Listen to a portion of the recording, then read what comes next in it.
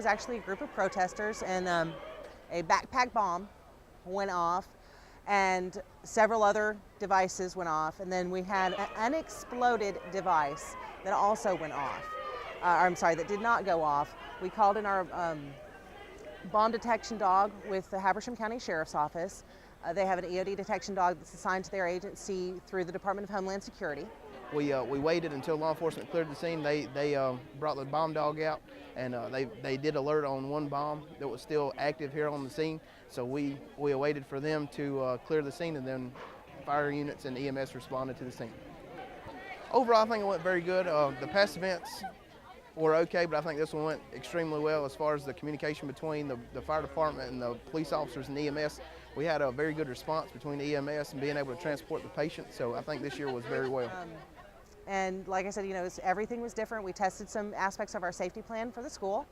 Found a couple of things that I'd like to tighten up a little bit, but overall I think it went exceptionally well.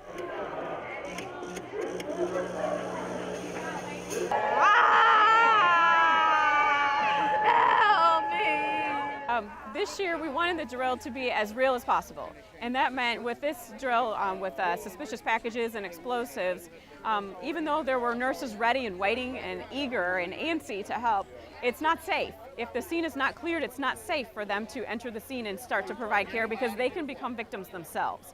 And we already had enough victims. We already had 90-some victims. We didn't need any more. And so in reality, you would call 911 as one of the students did and alert police, fire, and EMS to come. Then the Bob Dog came and cleared the scene with police and fire and just to make sure there were no other suspicious packages or nothing else that could injure them. And then really, police, fire, and EMS are the captains of this ship. They are the ones in charge to let everyone know how many victims can go to which hospital and who can go where and who's the next to go, who's the most injured, who's the sickest, who's already dead, things like that. And so we wanted it to be just as real as possible. So the chaos is there, but it is controlled. Can you walk it off? No? What are your aspirations? I feel like we had a lot of preparation prior to this disaster drill. This semester we were able to do FEMA training, which is disaster response training.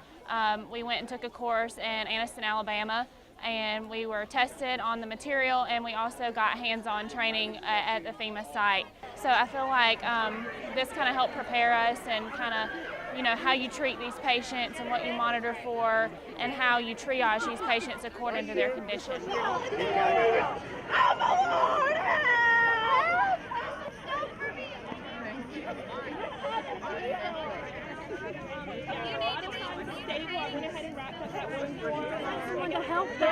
What we learn is from the patient's point of view, being triaged and being taken care of during a natural disaster, what you would want as being a nurse, anything that you would want to be different in treating the patient.